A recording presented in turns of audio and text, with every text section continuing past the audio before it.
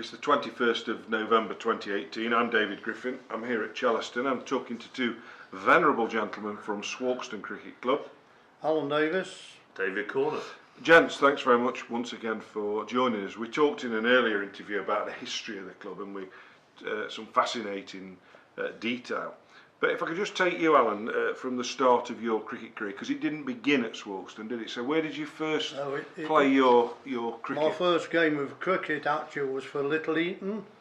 I was a tender age of 6, and that's before the cricket board put any restrictions on junior crickets and helmets and what have you. But I played my first game for Little Eton when I was 6. It was at Repton. And anybody who knows Repton, there was a hell of a slope on that ground, and there was an idiot coming in about 50 mile an hour, well maybe a bit more than that.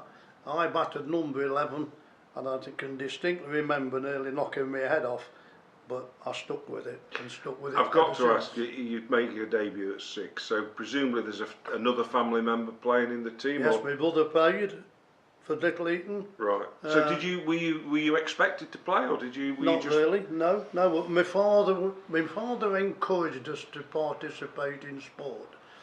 He was a big tennis player in his youth in Liverpool, and he did encourage both Gordon and myself. My brother actually took the football more serious than the cricket. I took the cricket. And what did you wear on that first game? Had you got white shorts, white plimsolls. No studs in them. It's staggering, yeah. Dave. Absolutely unbelievable, I think you're playing in a men's game. And I used to carry You'd be arrested these. nowadays. You would. Playing the 6-year-old. And I carried these around in a little case. Questions would be asked. A little case, and wherever Little Eton played, I used to go and follow them. My dad umpired, I followed them, and if there was one short, out came the shorts and the pumps, and I got a game of cricket. So how long did you stay at Little Eton for some? Stopped at Little Eton for about till I was about 16 or 17. I then went and played for Wayfarers. Some of you remember Wayfarers on Mark Eaton Lane, and they had a big railway connection. So I expect going to work for the railway was the drag to Mark Eaton Park. Were you a batsman or a bowler, or what was your Well, a wicket speciality? keeper. Right, okay. Some people said I'm not very good at that, but that's beside the point.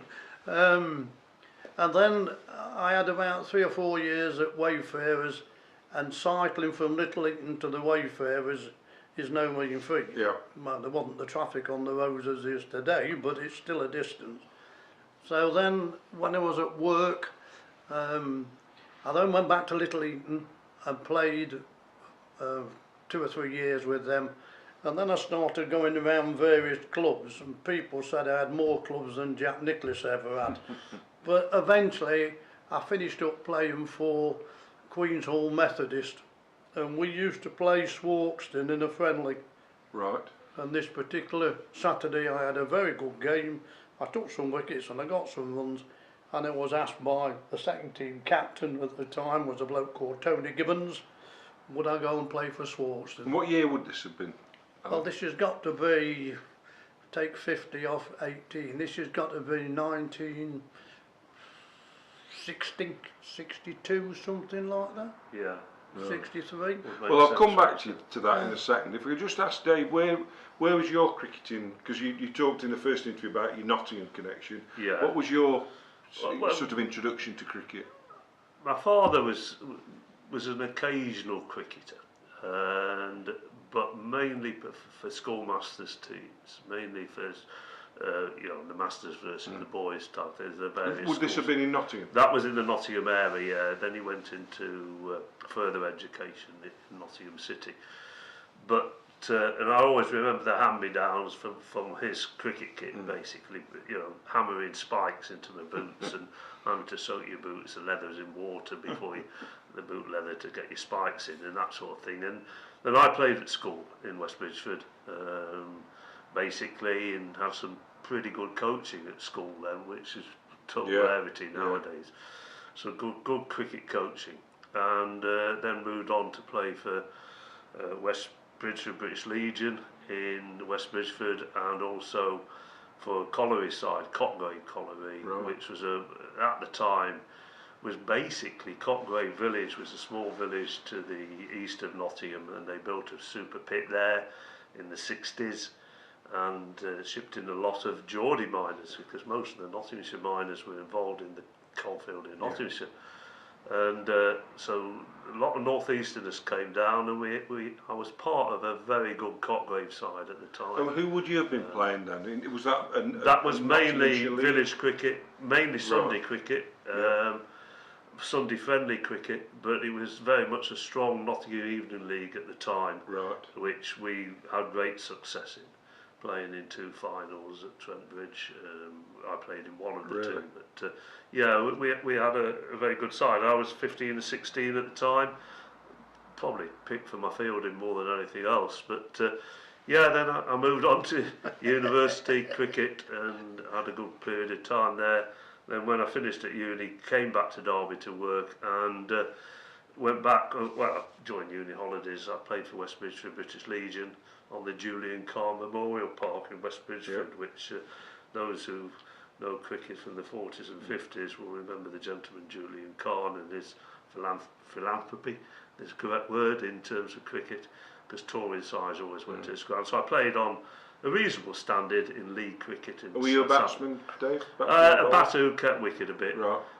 But my first ever season in Derbyshire was in '77 with Cruton, under the captaincy of my old friend Andy Acton, sadly missed, and Andy was captain at Cruton, and Derek Morgan and John Blount were involved with Cruton.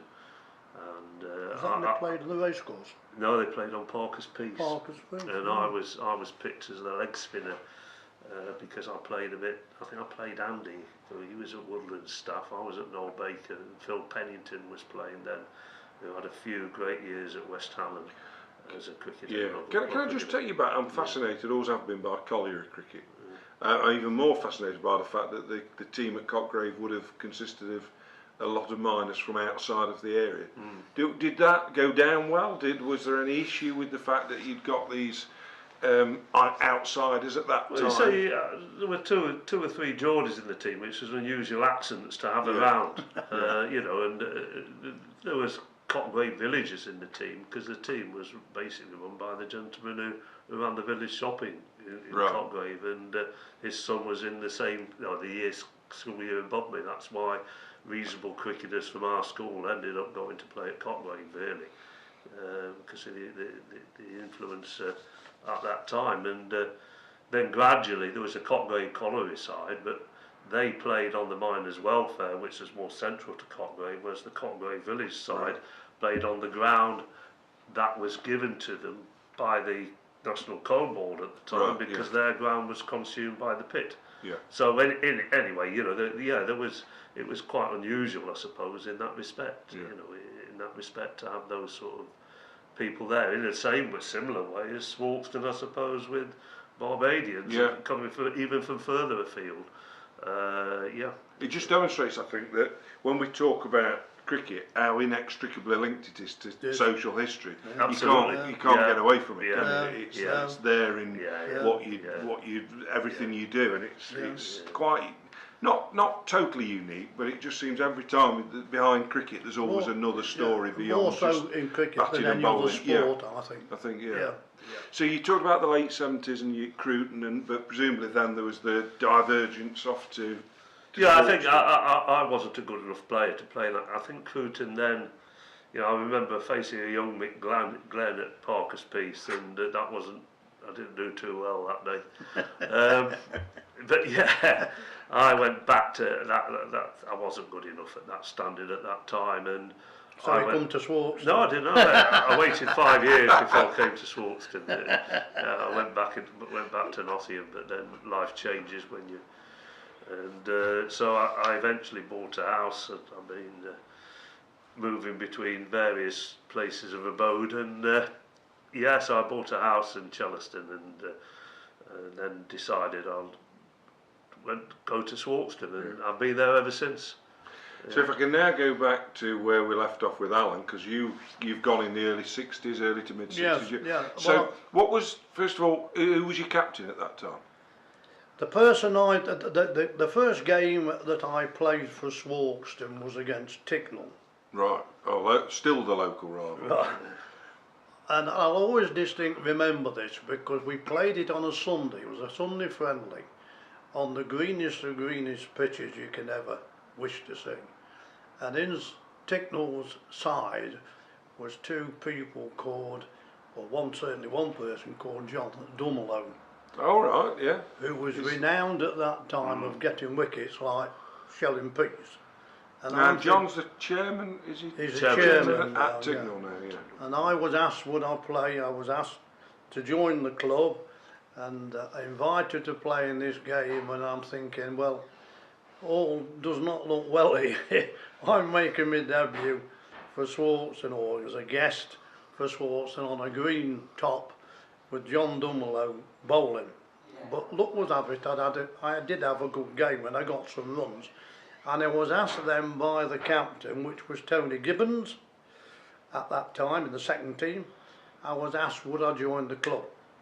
Now, unlike to today, I said to them, yes, I will join, but it won't be till the end of the season. I ain't leaving midway through, because this was a midway season game. So, in actual fact, I played the remainder of that season with Queen's Hall and then went to Swarkestone from then onwards. And because of that one inning against Ticknall, I actually got into Swarkestone's first team with Arthur Tivy. Right. Arthur So Tivy, he was your captain, was he? He was a captain. Yeah. Arthur Tivy was a character.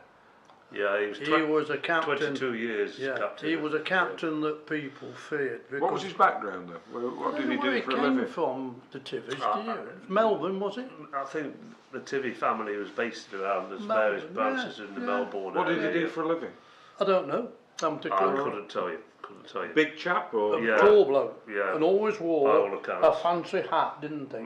Well, before my time. Yeah, I but did he meet was him very, he couple was of a times. disciplinarian.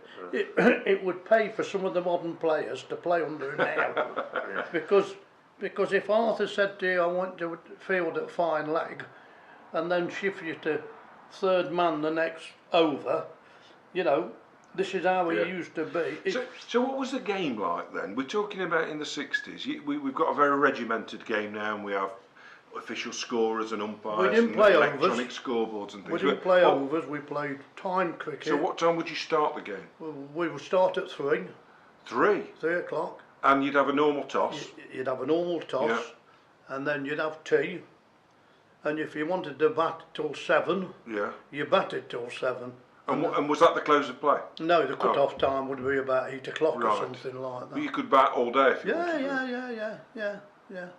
That's how they played the time cricket. And who umpired these games? Were there official Yeah, umpires? Swarkestone were lucky because they used to have, there weren't neutral umpires. No. They were your own umpire. We used to have, what was Trevor Taylor's dad? Harry Taylor. Yeah. He umpired. Roy White umpired. Roy White umpired, and there was a Trevor Taylor's, I think it was Trevor Taylor's uncle, also umpired. We had 3 umpires at that time. And how many overs did you manage to get bowled from 3 o'clock? God knows. Because today you have to start, is it It's 12 or 12 o'clock 12:30? In the to bowl Premier League. 50. To bowl 100 in the day. Yeah. But then you started at 3 o'clock. Were there any days where you had a trip to the pub before the game?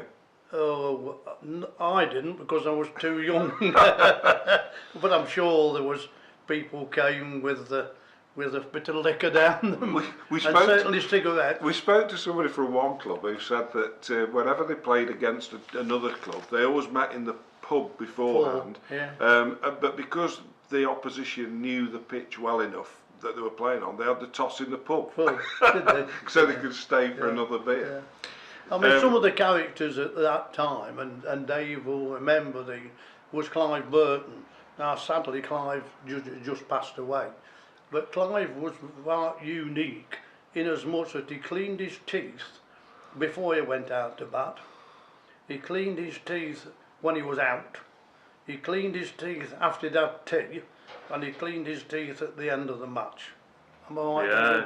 Do we know why? Yes, because his girlfriend, and it was his girlfriend right to the day he died, which was only 4 or 5 months ago, Vera was going to come to him to take him out. Yeah. And he was frightened, scared stiff of going to the dentist, so he used to clean his teeth, and they were rotten. Yeah. And he was a very gifted cricketer. Very At footballer. the time when I met him, and he was well into his 40s when I Yeah. started playing on Sundays. Yeah. But at that time, Swarkestone had, when I joined in '82, we had two Saturday league teams in Central Derbyshire and two friendly sides on a Sunday. And normally, I will I know that the second 11 was a totally different 11, another 11 players to the 22 who would have played on the Saturday, and most of the first 11 were probably played twice the weekend. But there must have been a pool of 40 odd players. Yeah, well, people at that time, which was quite a lot at they'd that time. queue up to come to play at Swarkestone at that time, because it was renowned as a very good batting track. Yeah. Always has been renowned as a good batting track. But we're never short of players, were we? You know. And, No, not at that time. And we had some good never an youngsters. issue. You know, We didn't have a junior section, but we had young lads. we did have early doors bats in the 60s. because Yeah. people like Trevor Taylor, Ian Akers, Oh yes, what was the football? Jeff Leeson, all them came through our junior section. yeah.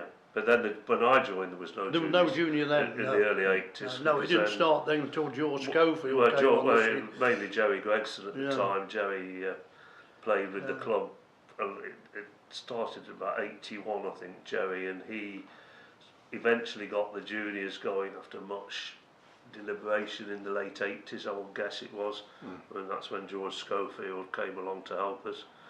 George was drinking in this establishment, and we persuaded George to come down and help us, and so it was Jerry who really got the juniors going with George, and since then we've had a successful junior setup. Yeah. Well, I think what we'll do is a good moment to pause there, and I think we'll go on to probably that period from the early 80s. Yeah. Because I think we've probably just about exhausted the the post-war, day. so we can talk about the modern day. So for now, thanks very much, gents. Thank you.